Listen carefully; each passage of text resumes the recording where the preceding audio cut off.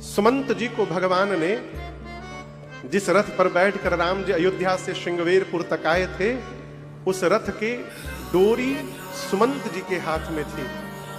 सुमंत जी श्री चक्रवर्ती जी महाराज के बड़े खास मंत्रियों में से एक है।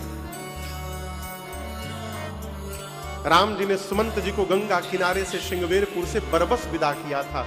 बरबस राम सुमंत पठाए अयोध्या की ओर। लेकिन हम आपको बताएं, सुमंत जी लौटे नहीं थे। एक पेड़ में रथ के घोड़ों को बांध करके और वहीं बैठ करके और दक्षिण दिशा में जहां राम जी गए थे, देख करके सुमंत जी रो रहे थे।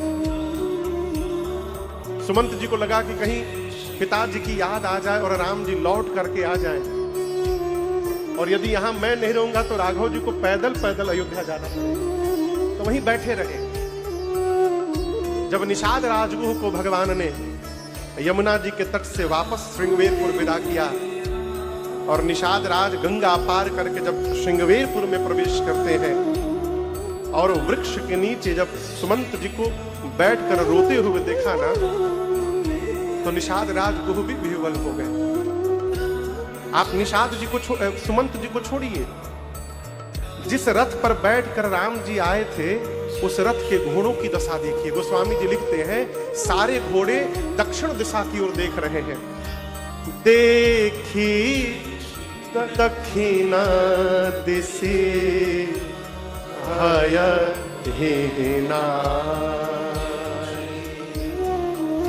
घोड़े दक्षिण दिशा की ओर देख करके हिनहिना रहे हैं।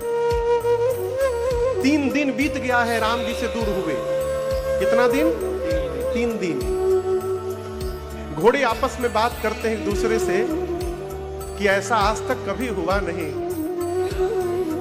राम जी जाते थे तो तुरंत चले आते थे, अब की बार कहां चले गए कि इतने दिनों तक दिखाई नहीं दे रहे। और आपको बताऊं, विरह का पता बोलने से नहीं चलता, विरह का पता व्यवहार से चलता है। बुरा न मानिएगा, वर्तमान का मनुष्य पशु से भी गया गुजरा हो गया। I am so sorry.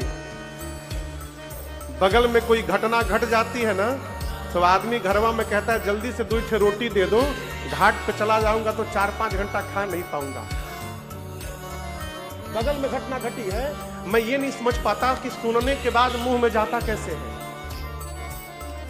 Ram ji चले गए हैं और इन घोड़ों की दशा देखिए। नहीं तृण चरहि न पियहि जल, मोचन लोचन। घोड़े न चारे का एक दाना खाए हैं 3 दिनों से, न जल का एक बूंद पिए हैं, केवल रो रहे हैं घोड़े। निषाद राजगुह ने सुमंत जी को बरबस उठाकर खड़ा किया है और कहा, सुमंत जी आप तो ज्ञानी हैं, यदि आप इस प्रकार अधीर हो जाएंगे तो अयोध्या को कौन संभालेगा। बरबस उनको उठा करके रथ पर बिठाया, घोड़ों को निकाल करके रथ में बांधा, सुमंत जी के हाथ में लगाम धराया निषाद राजगुह ने। लेकिन घोड़े आगे नहीं बढ़ रहे, बार बार पीछे की ओर देखते हैं। निषाद राजगुह समझ गए कि सुमंत जी अयोध्या पहुंच नहीं पाएंगे, तो उनको रथ पर पीछे बिठाया और अपने सेवकों को कहा कि रथ ले जाकर अयोध्या पहुंचा करके वापस आओ। और जैसे रथ श्रृंगवेरपुर से अयोध्या की ओर बढ़ा है, सुमंत जी फपक कर रोने लगे, कहने लगे, आहा मंद मन अवसर चूका। हे सुमंत, तूने अवसर खो दिया आज।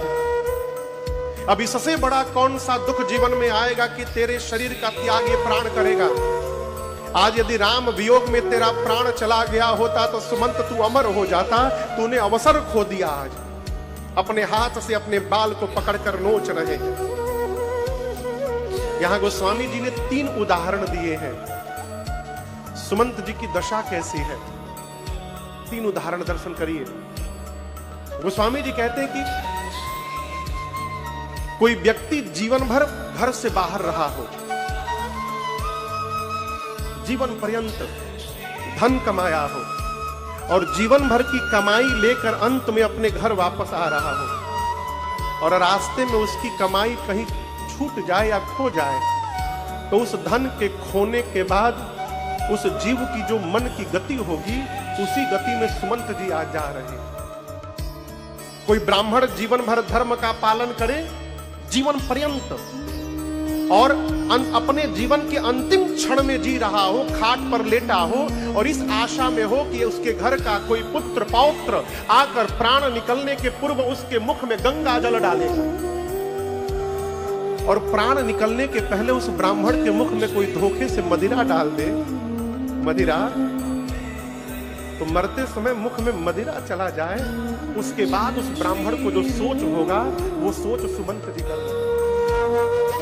कोई स्त्री जीवन भर धर्म का पालन करे, पातिव्रत धर्म का पालन करे, और वृद्धावस्था में उसका पति अकारण उसका त्याग कर दे, तो उसके बाद उस स्त्री को जो सोच होगा वो सुमंत जी कर रहे हैं।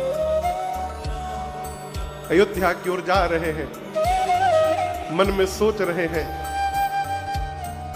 कि महाराज आने के दशा में होंगे नहीं मेरे पास, मूर्छित होंगे, वो नहीं आएंगे, कैकेयी तो आएगी ही नहीं, सुमित्रा आएगी तो समझा दूंगा, लेकिन सुमंत जब दिन भर चारा चरने के बाद बछिया घर की ओर लौटती है, और उसकी माँ जो खूंटे पे बंधी रहती है गऊ, उसको पता चलता है कि मेरी बछिया आ रही है, तो बछिया भी दूर रहती है, लेकिन उसकी माँ हुंकार भरने लगती है।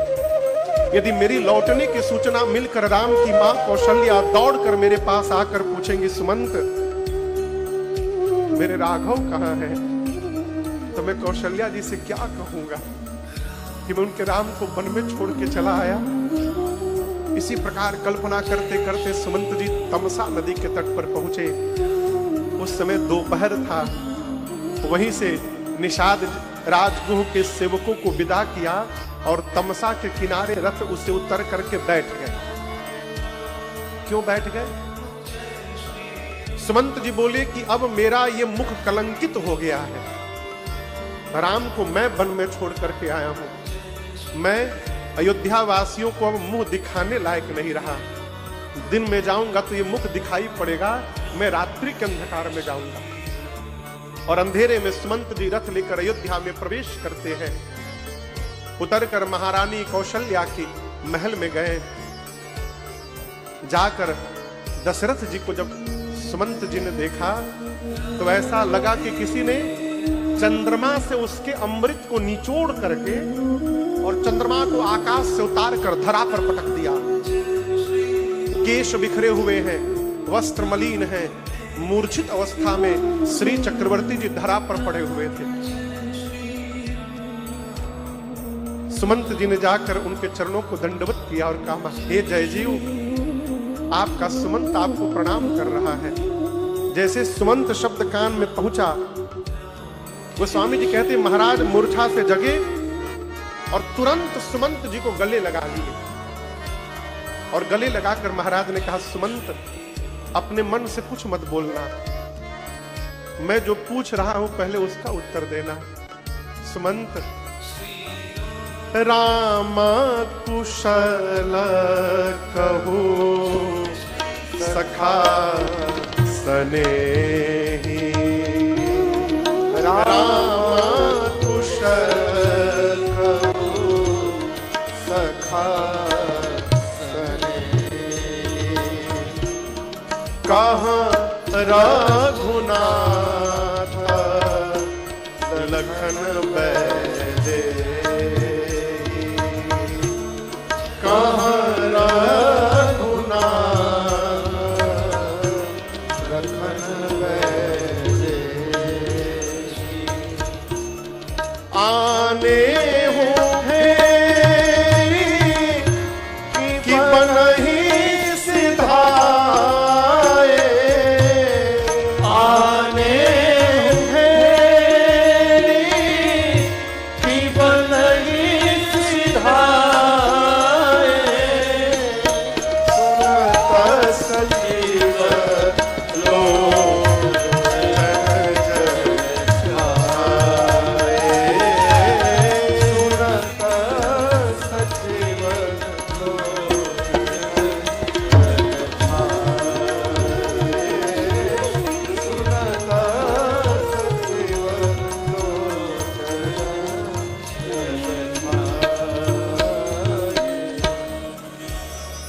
महाराज ने पूछा, सुमंत मेरा राम कुशल है ना? राम कुशल कहूँ सखा सनेही। मैंने कहा था कि 4 दिन में लौटा करके ले आना। कहाँ रघुनाथ लखन बहदेही, कहाँ है? दिखाई नहीं दे रहे तुम्हारे पीछे। आने हो फेरी की बन ही सिधाए, लौटा कर लाए हो कि वन में छोड़कर चले आए सुमंत? जैसे महाराज ने पूछा, सुमंत जी के नेत्र से झरझर अश्रु निकलने लगा। महाराज बोले, सुमंत यदि तुम अपने महाराज को जीवित देखना चाहते हो ना, तो तुरंत मुझे राम के पास पहुंचा दो, मैं वहीं 14 वर्ष रह जाऊंगा। सुमंत जी ने कहा, महाराज आप ज्ञानी हैं, धर्म धुरंधर हैं आप इस प्रकार अधीर होंगे तो प्रजा का क्या होगा? राम को आपसे अधिक कौन जानता है महाराज? राम लौट कर नहीं आए मेरे साथ। जैसे सुमंत जी ने ये बात कही कि राम जी लौट कर नहीं आए, दशरथ जी महाराज के शरीर का प्राण ऊर्ध्व गति किया। ऊर्ध्व यानी ऊपर। देखिए एक बात हमेशा समझिएगा, जो मनुष्य जीवन में जितना अधिक पुण्यशाली होता है, उसके शरीर का प्राण शरीर के उतने ऊपर के भाग से निकलता है, और जो जितना निकृष्ट जीवन होता है, उसका प्राण शरीर के अधो अंग से निकलता है। महाराज के शरीर के प्राण ने ऊर्ध्व गति की, ऊपर उठा।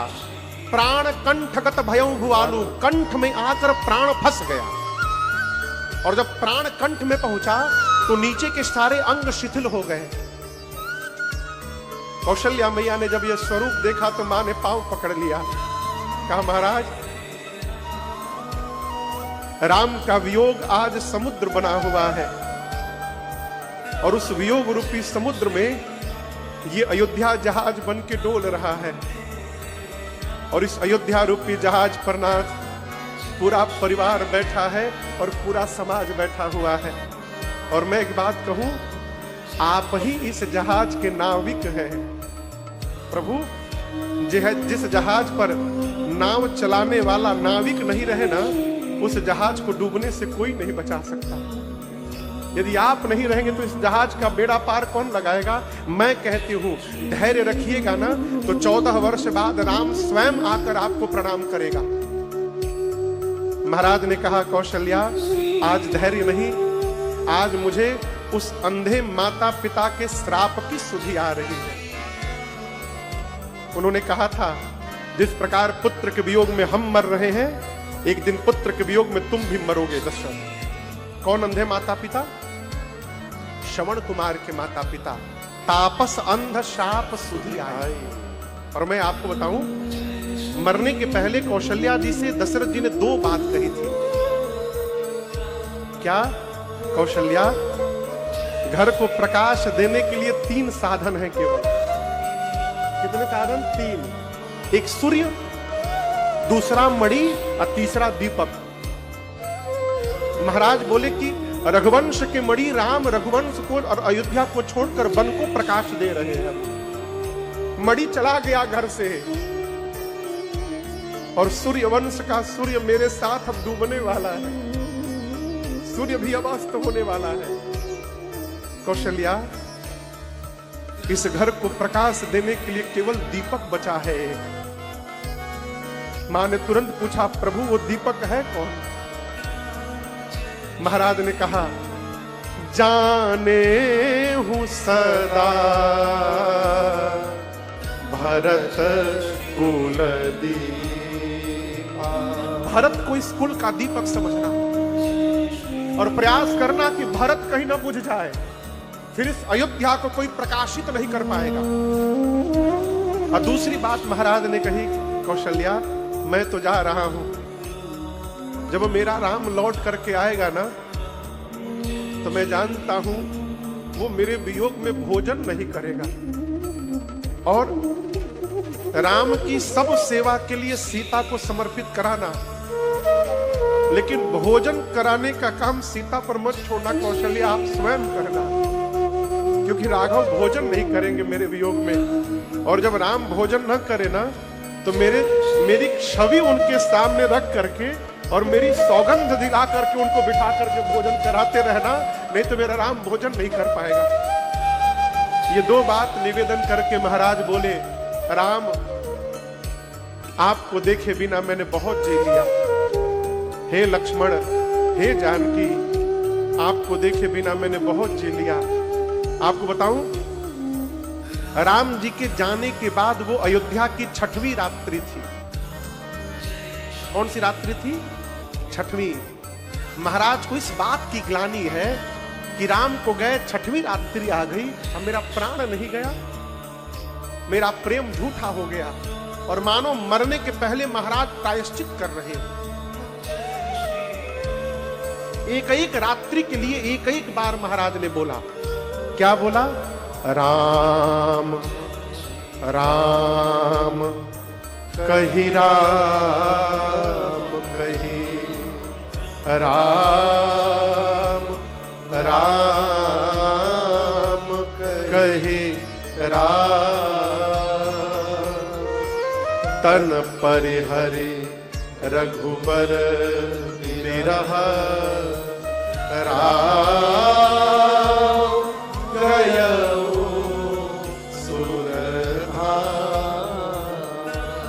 प्राण त्यागने से पहले श्री चक्रवर्ती जी ने 6 बार उच्चारण किया, राम राम राम राम राम राम कह के, जैसे कोई तिनके का त्याग करता है, महाराज ने अपने प्राण का त्याग कर दिया। गोस्वामी जी कहते हैं कि महाराज दशरथ जी, जियना मरना फल दशरथ पावा, जियना मरना फल दशरथ पावा, अंध अनेका अमल जस छावा, अंध अनेका अमल जस छावा, जियता राम विधु पदन निहारा, जियता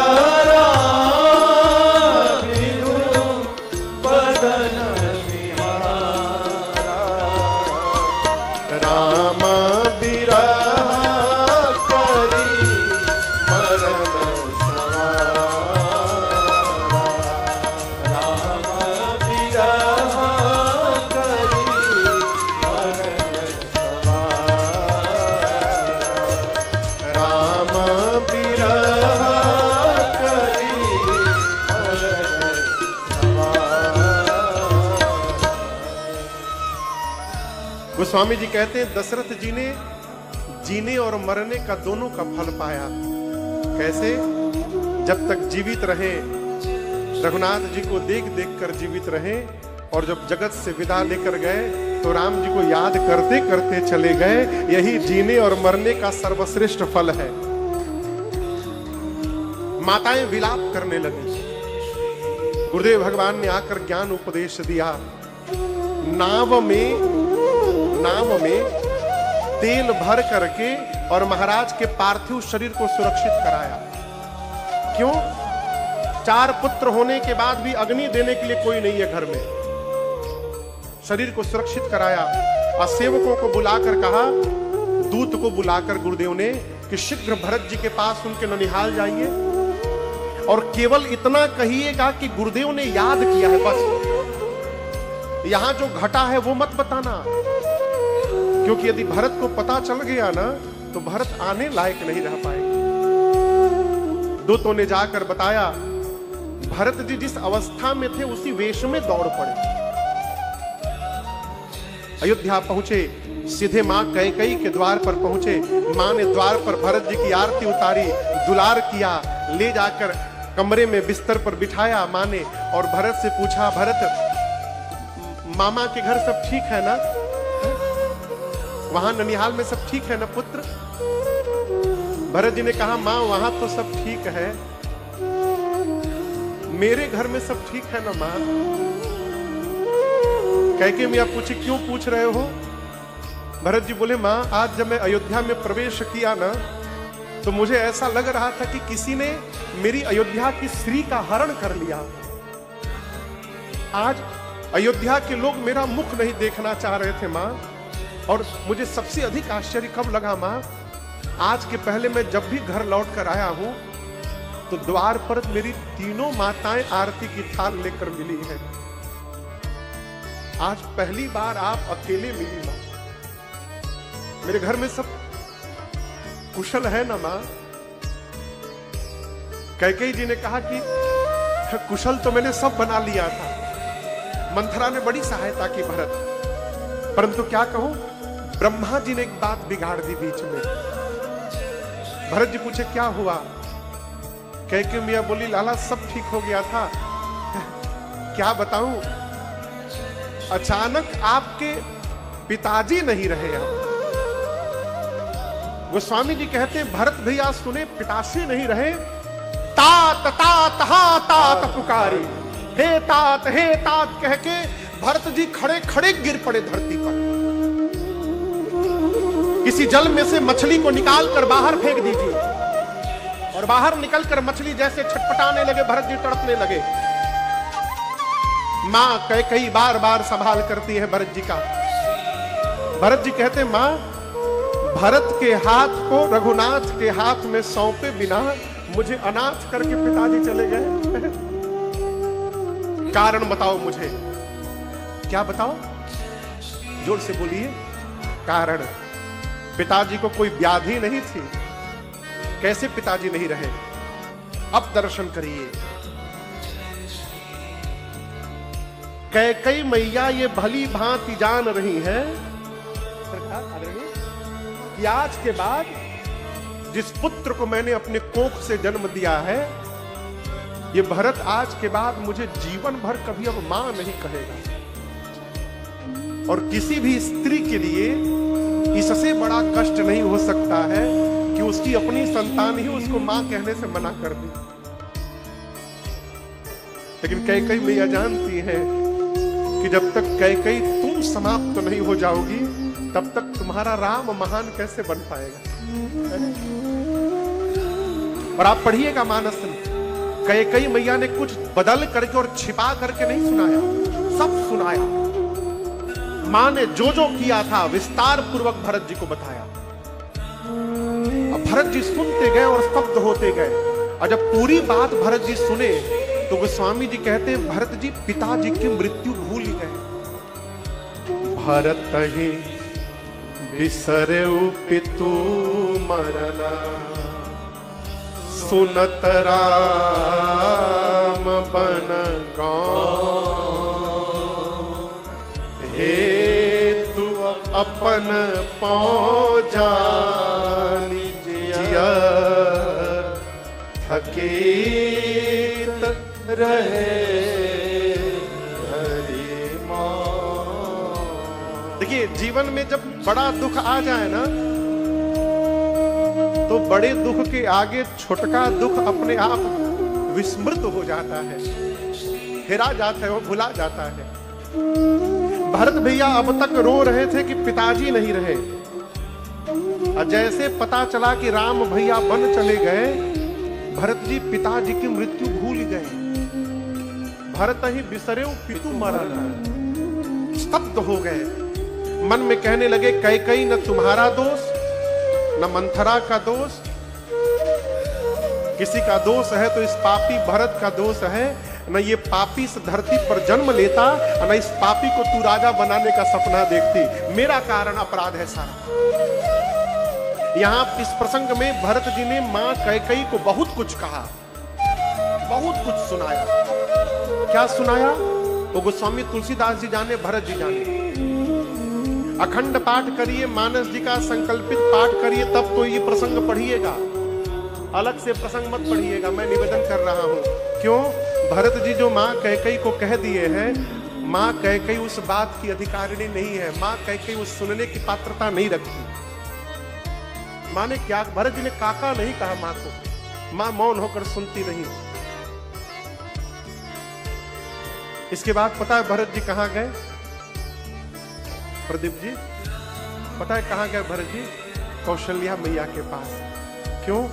कहीं माँ ये न समझ बैठे कि राम भैया के वनवास जाने में मेरी भी भूमिका है।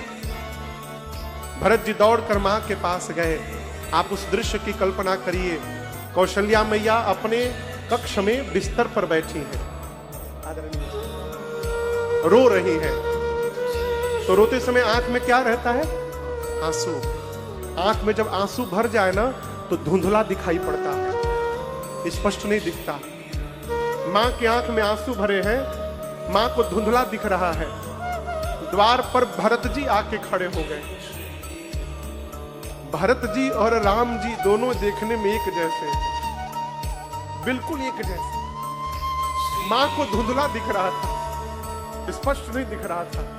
धुंधले में जब भरत जी आके खड़े हुए ना तो मां कौशल्या को ऐसा लगा कि राम जी आके खड़े हो गए।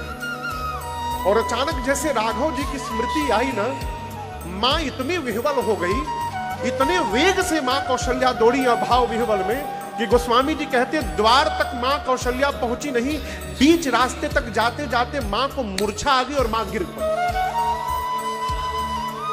यहां गोस्वामी जी लिखते हैं, देखत भरत भिकल भय भारे, परे चरण तन दशा विसारी। भरत ही देख मात उठी ढाई, मूर्छित अवनि परी ढई आई। मां गिर पड़ी। भरत जी आकर मां के चरणों से लिपट गए और मूर्छा से मां जगी। और जब देखा भरत जी आ गए, मां ने भरत जी को उठाकर अपने गोद में बिठा लिया। और आपको बताऊं,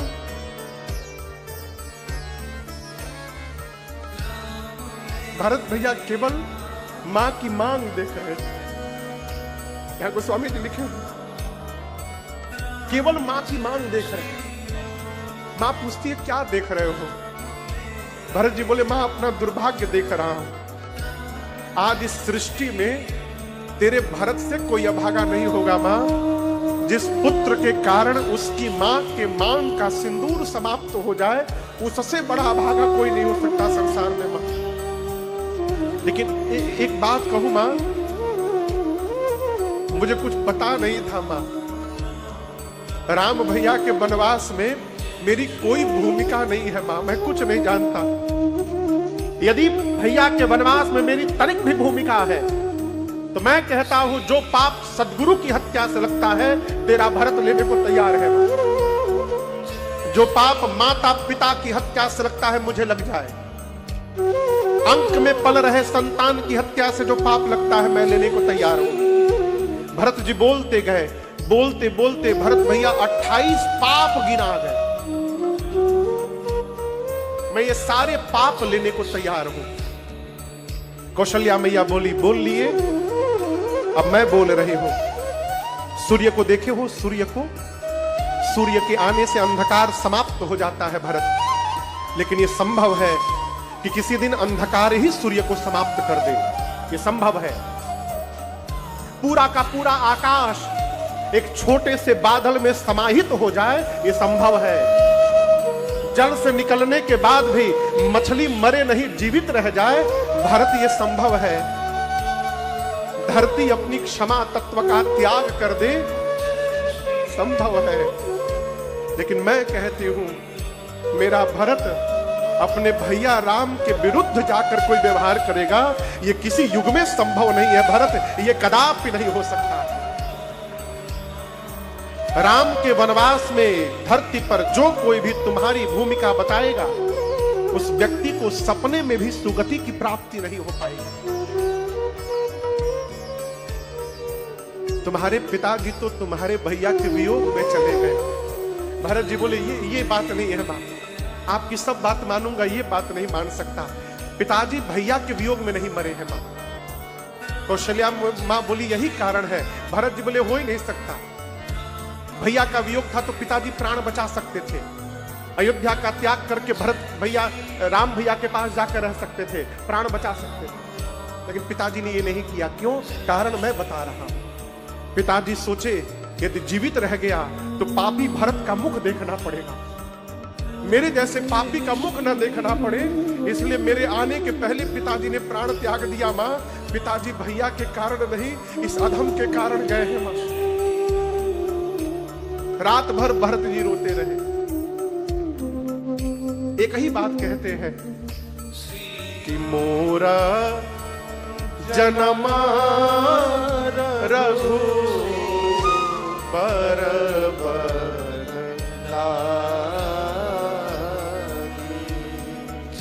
एक ही बात पूरी रात कहते रहे। सवेरा हुआ, गुरुदेव भगवान आए, सरजू जी के किनारे चंदन की लकड़ी की चिता सजाई गई और भरत भैया ने पिताजी को मुखाग्नि दिया है। दशगात्र हुआ, त्रयोदश संस्कार श्राद्ध कर्म हुआ। एक बात बताऊं, गुरु जी कहते थे एक प्रकार से दान करने को, भरत भैया 1000 प्रकार से करते थे। गोस्वामी जी को यहां तक लिखना पड़ा कि भरत जी ने पिताश्री का जो श्राद्ध किया, 1 लाख मुख से उसका वर्णन नहीं हो सकता। पितु हित भरत कीन जस करनी, सो मुख लाख जाई नहीं परनी।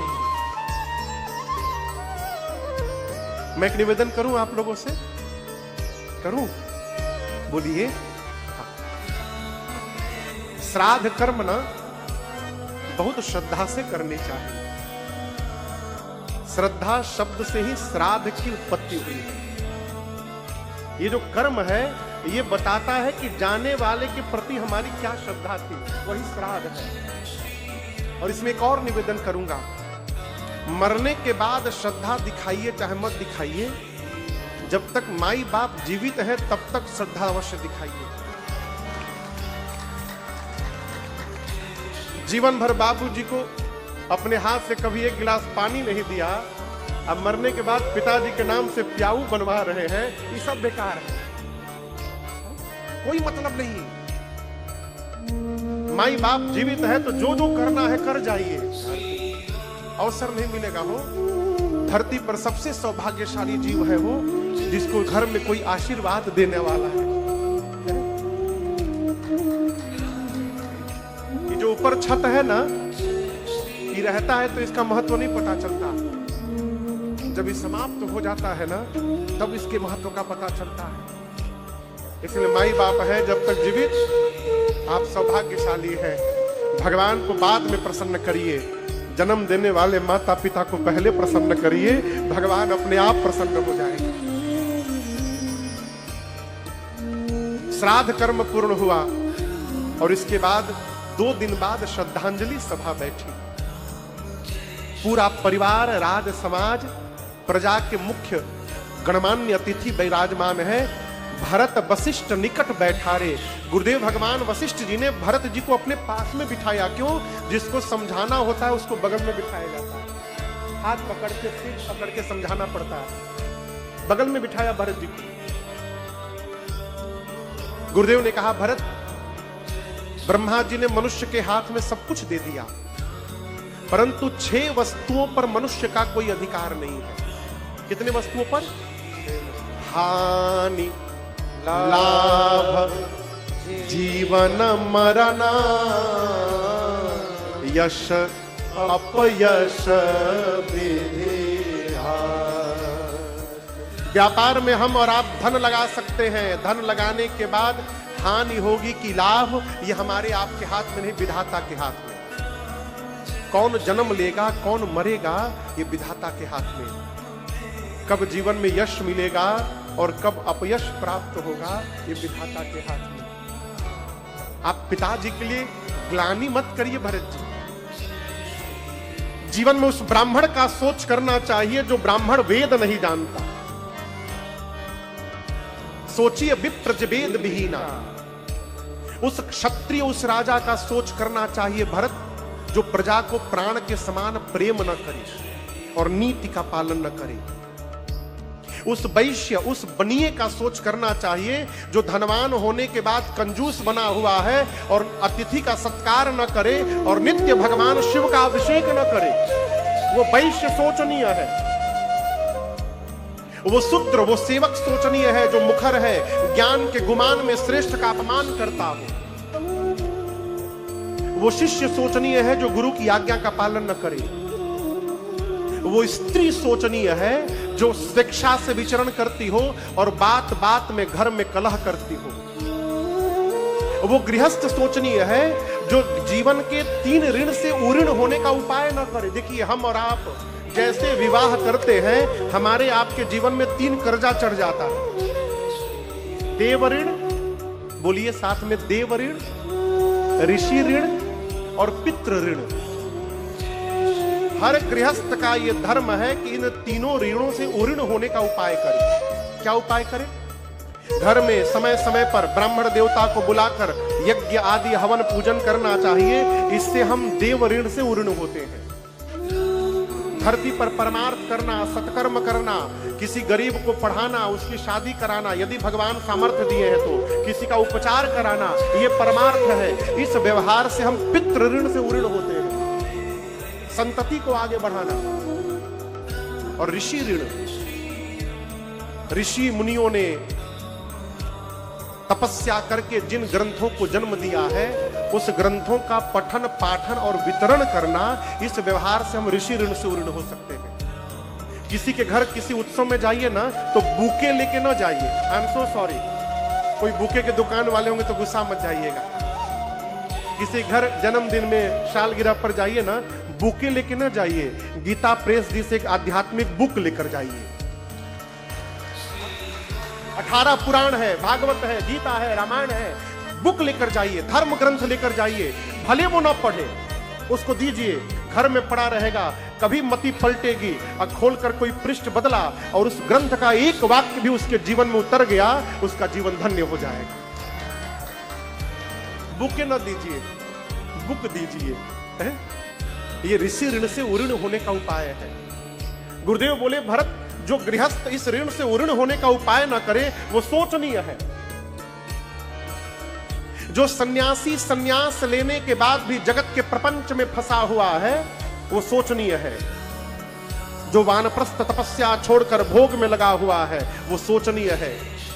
जो मनुष्य चुगली करता है, इधर की उधर करता है, माता पिता गुरु भाई से विरोध करता है, केवल अपने शरीर का पोषण करता है, वो मनुष्य शोचनीय है।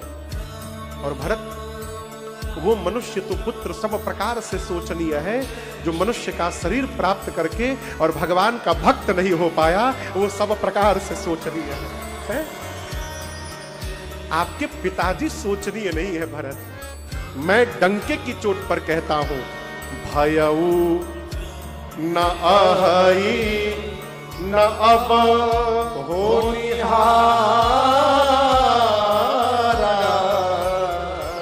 भूप भरत जस पिता तुम्हारा।